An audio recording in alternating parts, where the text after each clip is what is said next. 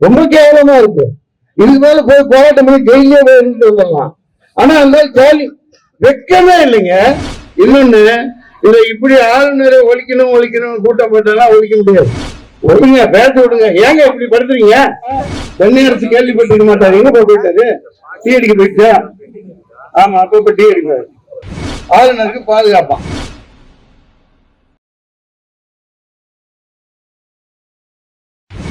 ஜனநாயக புலிகள் கட்சியின் சார்பில் நடிகர் மன்சூர் அலிகான் அவர்களுக்கு வணக்கம். தமிழ்நாடு முதல்வர் அவர்களுக்கு முதல்ல கோரிக்கை, இந்த வளைவுல இருந்து ஒரு பில்லரை எடுத்து இங்க 2 பில்லரை போட்டு ஒரு தளம் போட்டு விட்டுட்டா போராட்ட காலங்கள் போக மிச்ச நேரங்கள்ல அவங்க நிலையில நிக்கட்டும், தப்பில்லை. ஒரு நிழல் கொடுங்க இருக்கட்டும். அதை பண்ணிட்டா, ஏன்டா இங்க பாருங்க, அவ்வளவு பொருளாதார வசதி இல்லை நமக்கு, போராளிகள் இந்த செலவழிச்சு இவ்வளவு பண்ற பெரிய விஷயம். அடுத்து இந்த ஆளுநர் பகுதி ஒழிப்பு, மூட்டைப்பூச்சி ஒழிப்பு, கர்ப்பாம்பூச்சி ஒழிப்பு,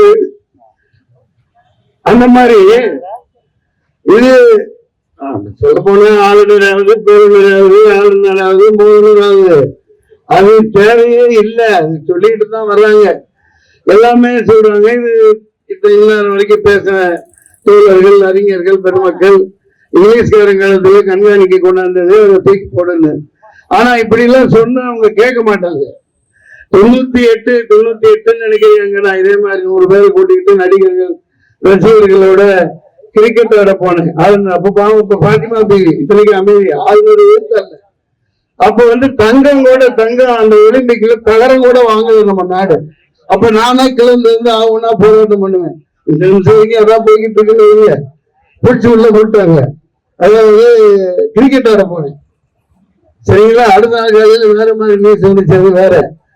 ஆனா எதனாலன்னா 600 ஏக்கர் இருக்குப்பா. 150 200 சொல்றீங்க. 6000 மான்கள், மயில்கள் அப்படியே கொஞ்சம் குழவிட்டு இருக்காரு மனுஷன், ஜாலியா விளையாடுவாரு. அதெல்லாம் எதுக்கு? அத ஒரு 50 ஏக்கர் 100 ஏக்கர்ல ஸ்விம்மிங் பூல் கட்டு, கிரிக்கெட் ஸ்டேடியம் கட்டு, விளையாட்டு திடல்கள் கட்டுன்னு இப்ப ஸ்போர்ட்ஸ் மினிஸ்டரை கட்டிக்கிட்டே வர்றாரு. நம்ம தமிழ்நாட்டுல பல இடங்களை கட்டிட்டு இருக்காங்க. உண்மையிலேயே பாராட்டலாம்.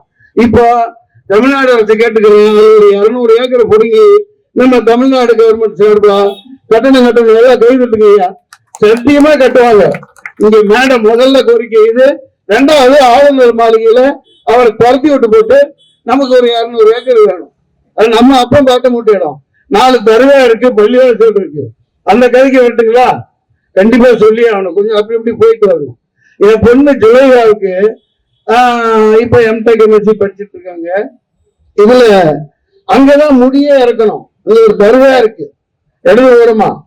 அதாவது முன்னாடி எல்லாம் எப்படின்னா, ஆளுநர் மாளிகை ஒரே ஒரு பெரிய தொப்பி போட்ட ஒரு காவலர் இருப்பார். ஒரு கேட்டு திறந்திருக்கும், யாரு வேணாலும் போகலாம், உள்ள போவோம். அந்த ஒரு 10 அடி தூரத்துல ஒரு அந்த பக்கமா பிரிஞ்சு ஒரு வெளி போவோம். 2 வாழைக்குள்ளை எடுத்துக்குவோம். கொஞ்சம் அந்த சாப்பாடு பொருள்லாம் எடுத்துட்டு போனோம்னா வாழைக்குள்ளை எங்க விளையாடுற பக்கத்துல வச்ச உடனே மான்கள் வந்துகிட்டே இருக்கும். ஒவ்வொரு மானுக்கு ஸ்டில்லாம் வச்சிருக்கேன். அது பாட்டுக்கு வாழைப்பழத்தை வாங்கிட்டு சாப்பிட்டுட்டு போகும். ஒரு அந்த வீட்டுல கேரட் பண்ணுவாங்க. கொஞ்ச நேரம் நம்ம பிக்னிக் மாதிரி சாப்பிட்டு கொஞ்ச நேரம் படுத்து வந்துட்டு வந்துடுவேன். அட பாய் மனுஷன் வந்ததுல இருந்து ஒரு 200-300 பேரிகார்டர் போட்டு அடைச்சு உள்ள ஒரு தீவிரவாதி வச்சிருக்கிற மாதிரி அடைச்சு வச்சிருக்கான் மனுஷன். ரொம்ப கேவலமா இருக்கு. இதுக்கு மேல போய் போராட்டம் பண்ணி ஜெயிலே போய் இருந்துட்டு வந்துடலாம். ஆனா அந்த ஜாலி வெக்கமே இல்லைங்க. எவ்வளவு பேரிகார்டு அங்க போய் பாருங்களேன். அதாவது யார் உள்ள இருக்கான்னு தெரியல, அப்படியே போட்டு அடைச்சு அந்த தர்காவையை ஒழிச்சுட்டான். எல்லாத்தையும் தான் ஒழிச்சுட்டு வர்றானே, மற்றவங்க இருக்க கூடாது. எல்லா மக்களும் போவாங்க அந்த தர்காவுக்கு. என்ன பண்ணான்னு தெரியல. இந்தியா முழுக்க அதான் நடந்துட்டு இருக்கு. சரி, நம்ம மேட்டருக்கு வரேன். பாவம், ரொம்ப வெயில் அடிக்குது. அப்ப அடுத்த கூட்டத்துக்குள்ள யாருப்பா? உளவுத்துறை, நம்ம தமிழ்நாடு அரசு சார்பா காவல்துறை ஆணையம் சொல்லுங்க, உடனடியா ஒரு தளம் போட்டு முடிச்சு விடுங்க. எங்கெங்கயோ கட்டிடங்கள் இன்ஃப்ராஸ்ட்ரக்சர் நல்லா பண்ணிட்டு இருக்காங்க நம்ம அரசாங்கம். இந்த இடம் அதுக்கு சரியானதா இருக்கு. 100க்கு 100 ஒரு பெரிய 2, 4, 6 பில்லர்களை போட்டு கூட்டம் டெய்லி நடக்கட்டும், நல்லா இருக்கும். அது 2வது கோரிக்கை. ஆளுநர் மாளிகை ஒரு 200 ஏக்கர் கோரிக்கை நமக்கு விளையாட்டு திடல் கட்டுவது. இன்னொன்னு, இதை இப்படி ஆளுநரை ஒழிக்கணும் கூட்டம் போட்டாலாம் ஒழிக்க முடியாது. ஒழிக்க வேண்டியது மத்திய அரசு, இந்த ஒன்றிய அரசு. அது இந்த ஃபால்ஸ் இவிஎம் வச்சு 14 வந்தா 19 புல்வாமால ராணுவ வீரர்களை கொண்டு வந்தப்பல இப்ப கண்கூடா போய் காஷ்மீர்ல பார்த்துட்டு வந்த நேரத்தில் நடந்துச்சு.